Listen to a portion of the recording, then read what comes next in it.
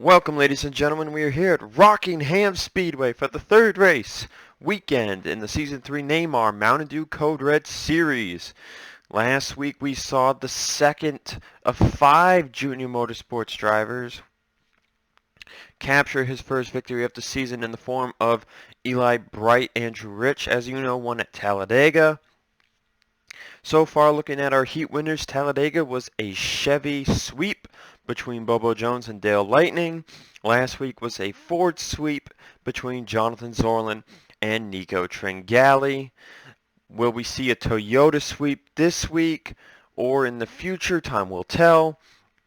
Anyways, we're here at Rockingham as we continue our trek up the East Coast. We're out of Georgia and into North Carolina. So it's time for two 20-lap heats here at one of the toughest tracks on tire wear. Tire strategy is going to be huge at a track like this, especially with the 4X modification wear for these heat races. It should be very interesting. With that, let's get you to the starting grid. Ryan Brommer and last week's Heat 1 winner Jonathan Zorlin are on the front row. Last week's winner Eli Bright is in row 2 with Sky Commons. Row 3 is Hunter Braxton and Brian Tremblay with a good heat qualifying run. Row 4 we've got Cole Deaver and Dega winner Andrew Rich. And in row 5 is Casey Nanako and Adam Flickinger. We'll take you through the rest of the field as we get ready for the command to start engines. Drivers, start your engines!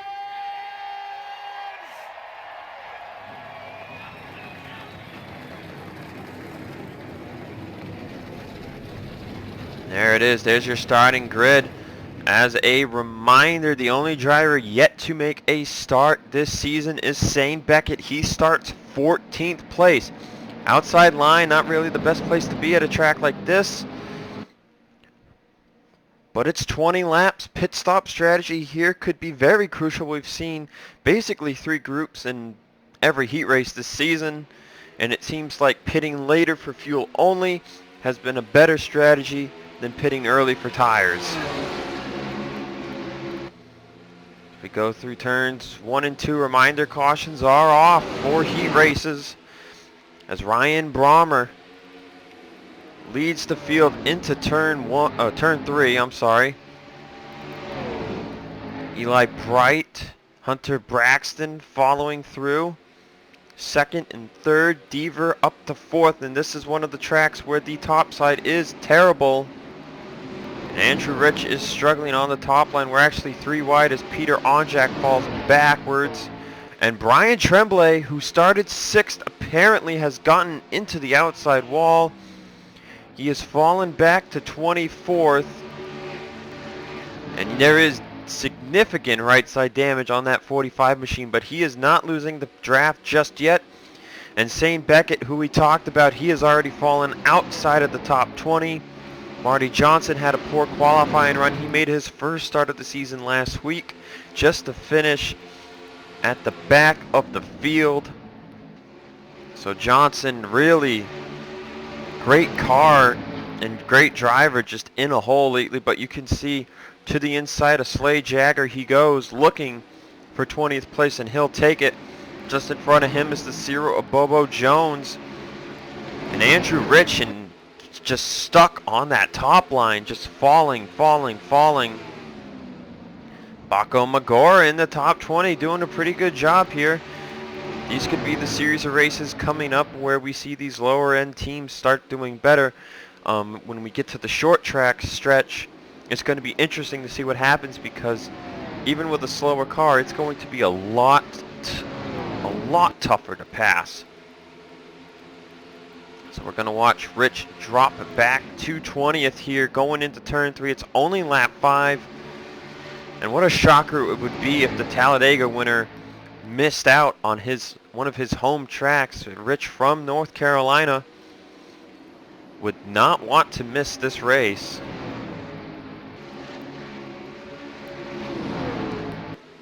But he falls in line. He's 21st right now. It should be a matter of time before he gets to the inside of Onjak. Now Magor has been pushed to the top as Brian Tremblay has made it back up to 22nd. Meanwhile, at the front of the field, Hunter Braxton has just taken the lead as we hit lap 7. See Jonathan Zorlin falling backwards right now. So we look at drivers. How about Donovan Cage in 10th place out of this field? Brommer will fall all the way back to 5th, it appears. Braxton leads. Cole Devers in 2nd place with Casey Nanako in 3rd. Bright 4th, and Brommer down to 5th place. As we see lap time wise, we're already down about 6/10. Will be 8 laps of the 20 complete. So far, no mechanical failures. Fastest lap does go to the 7, who currently leads the field. And he is pulling away from Cole Dever. My phone just popped up with a reminder. Ignoring that. Let's go on board. We haven't really gone on board for anybody during these heat races, so let's go on board with last week's winner, Eli Bright.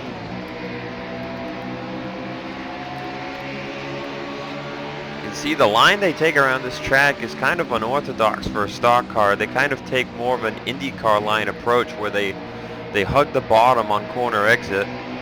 They don't really do it off of 2, but you can definitely tell right here when we go into turn 3 and we come off of turn 4, you can see they really slide up mid-corner so they can get that nice arc off turn 4, and they keep it relatively low. They really don't go towards the wall at all.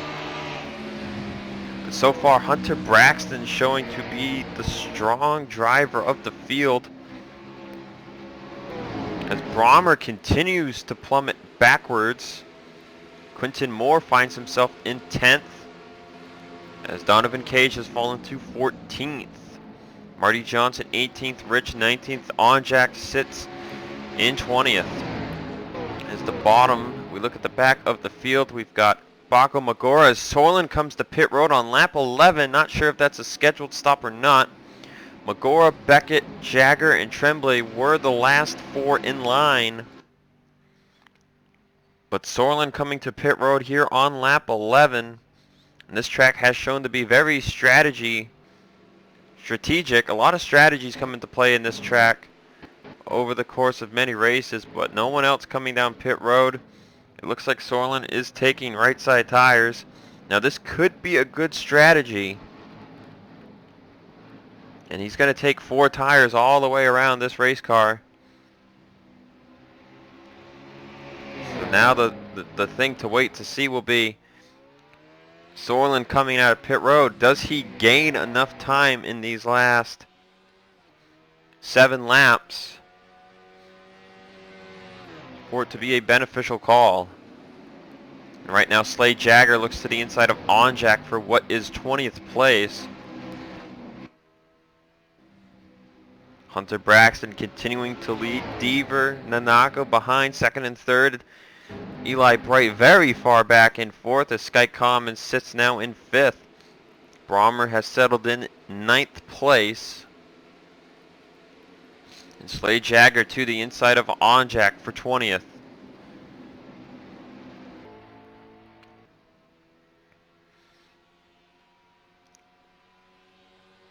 As we see Sorlin with a 25.5, you can see a good amount of time faster than Braxton, but it's all going to come down to how much time Braxton can save on pit road. Does he take fuel only? Does he take 2 right side tires?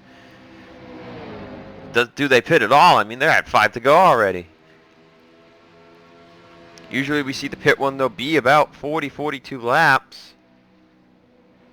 on 2X. So was this a gamble for Sorlin to get another heat win? They don't do anything for you except the front row starting position.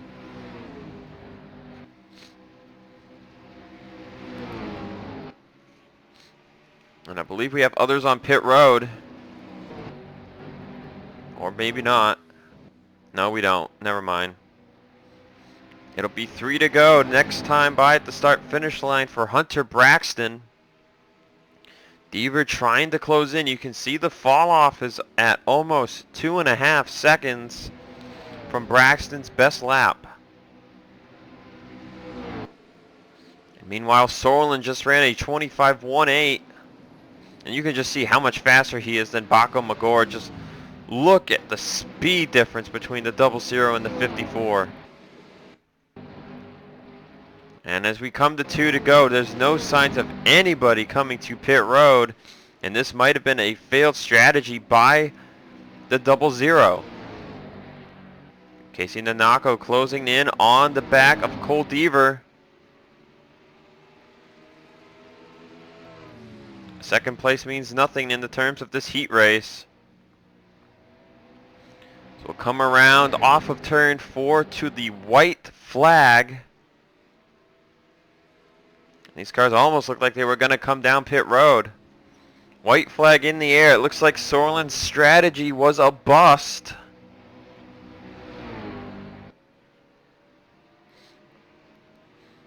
Down the back straightaway one more time.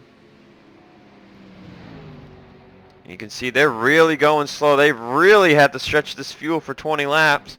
But it'll be Hunter Braxton winning heat number 1. Sorlin will go home. 20th last time was Slade Jagger. Does he get it at the line? And it looks like he does. So going home will be Peter Onjak, Shane Beckett, Baco Magora, and Jonathan Zorlin. So those are the 4 drivers going home. So Beckett, 3 races now he has missed out on. That 74 team's really going to need to get the power going in their department if they want to make a race. Lucky for them, there are some short tracks coming up. So hopefully we see Shane Beckett get in a Xfinity, a Code Red Series race soon. But congrats to Hunter Braxton on his heat win. I'll see you guys shortly for heat number 2. Welcome back to Rockingham, ladies and gentlemen. We're getting ready for heat 2 for the Mountain Dew Code Red Series here at Rockingham Speedway. Another 20 laps. We saw Jonathan Zorlin try and do a strategy play in heat 1 where he pit on lap 11, took 4 tires. Everybody else stretched it on fuel. So not sure if we'll see anyone try to attempt the same thing here in heat 2. I would sure hope they don't. But it should be interesting. On the front row, we have Audra Baranauskas and Edwin Mendes. Baranauskas blew up on the grid last week at Atlanta. She did not make the race. So trying to get in here at Rockingham with a pole in heat 2. Rest of the starting grid, Gardner and James Ellison, row 2. Dylan Young, Samet Oskin, row 3. Row 4 is Nico Tringali and RJ Bishop, with row 5, Dale Lightning and Enzo Nareza. Row 6, row 7, row 8, row 9, 10, 11, and in row 12, Alan Cavanero will have some work to do. Here's the command. Drivers, start your engine!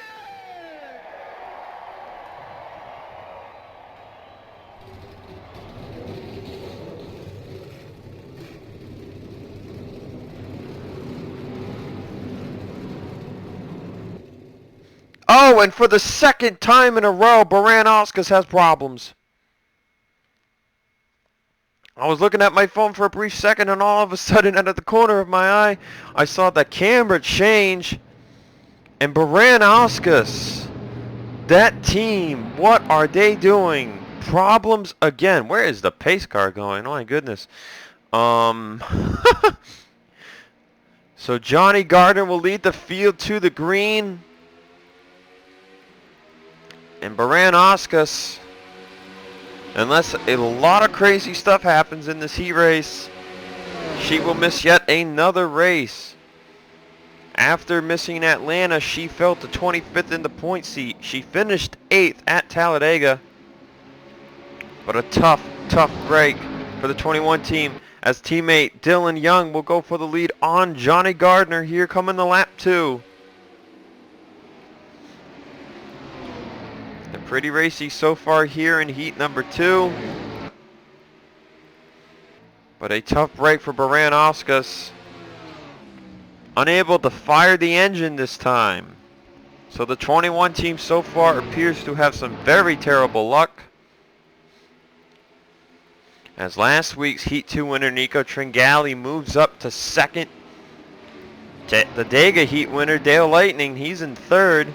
Seth Cole up to fourth as Cole Baker looks to move into fifth. Teammate Jackson King behind him on that bottom line. And ooh, Cole Baker kind of moved up the track a little bit. Made Gardner take a different line. I don't know if that's a little rivalry there, but that's going to put Gardner...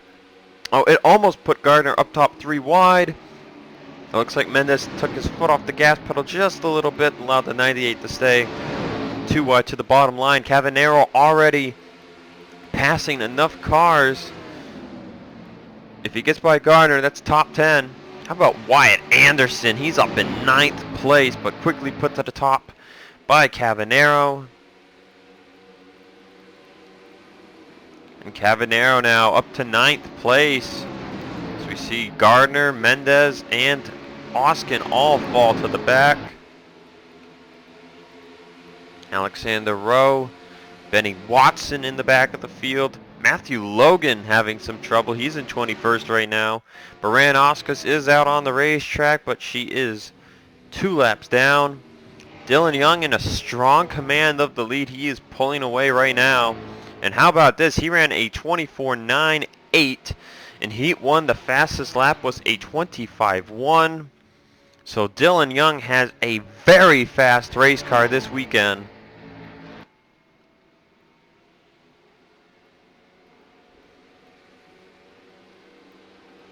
Looks like Seth Cole closing in on Dale Lightning for third.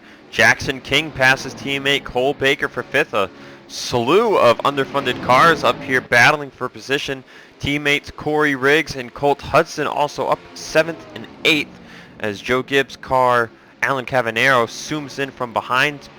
Ganassi car driven by RJ Bishop zooming up as well in 10th. And the Reza Ellison 11th and 12th. Chris Wheeler up there in the top 15. This is another underfunded car. As Wyatt Anderson, who was in the top 10 briefly, has now fallen back. Johnny Gardner back on the bottom line. He's having problems. Right now, Watson, Rowe, and Catano join Baranauskas as cars missing this race. I'm sorry for all the insane camera work. We're just trying to show you guys as much as we can. Anderson down to 19th now. Matthew Logan up to 17th. Mendez has gotten it back on the bottom line. How about Chris Wheeler though, running 13th right now.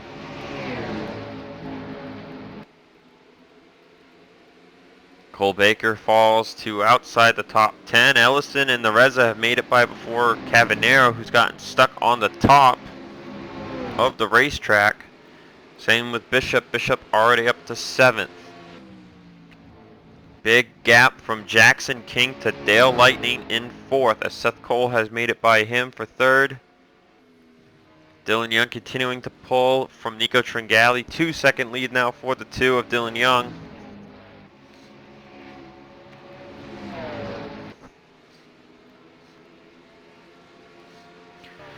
This heat race has been pretty tame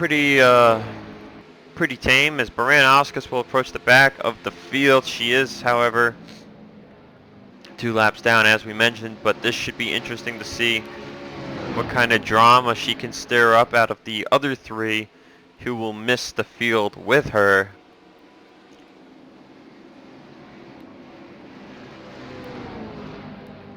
Benny Watson will pass Anderson for 22nd.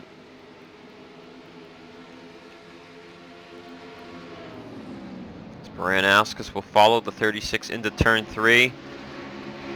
21st right now is Alexander Rowe as Catano puts Gardner to the top side for 19th.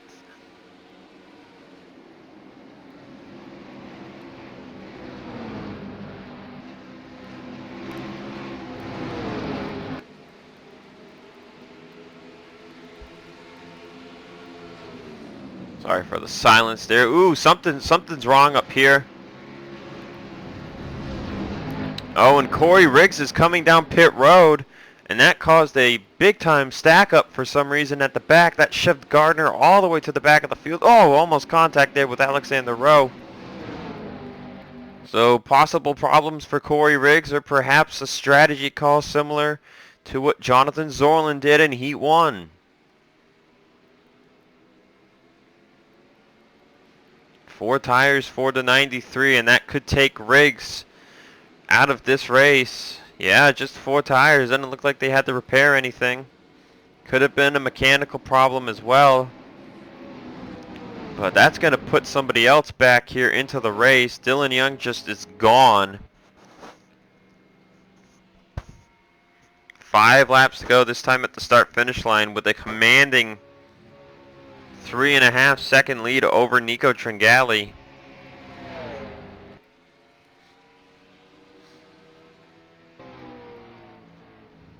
You can just see the speed difference here. About 125 to Dylan Young's 114. That's how much tire wear is at this track. You just lose so much grip in the corners.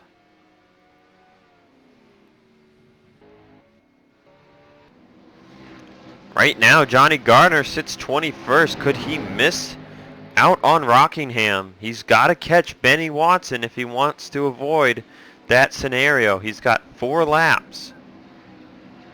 And the man who started third does not look like he's got a car to beat Benny Watson. Wyatt Anderson, 19th. Catano, Voiles. There's Baranauskas. Now, if Baranauskas was on the lead lap, this would be completely different. Matthew Logan's made it up to 14th. Chris Wheeler has held his own in 13th place. And that could be the tire wear talking.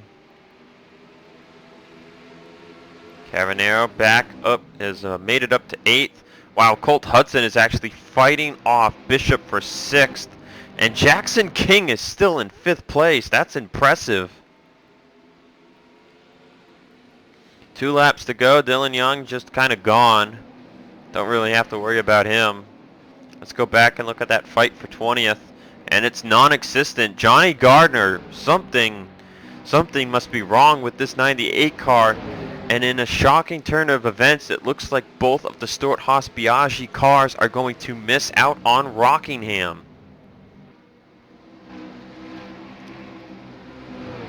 Benny Watson with a commanding gap to the 98. White flag in the air. You can just see what 4 tires is doing right now for Corey Riggs. You can just see all the tire wear, 3 seconds of fall off. Corey Riggs, look just how much he flies by Benny Watson. And as we come through the final corners, Johnny Gardner is going to be outrun by several underfunded teams.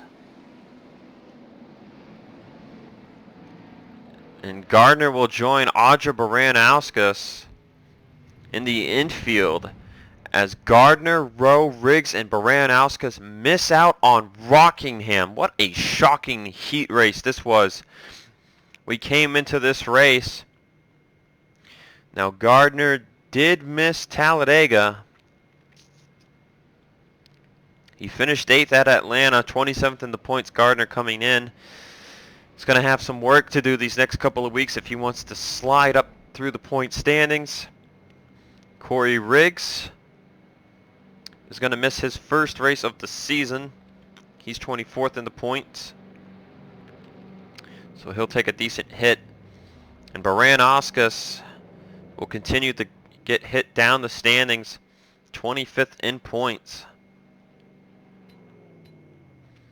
As for Alexander Rowe, I believe this is the second race he is missing as well. He finished 36th last week at Atlanta. So he won't really go anywhere in the point standings. But that is it from Rockingham here for Heat 2. I'll see you guys later tonight for the main event. Dylan Young is your Heat 2 winner.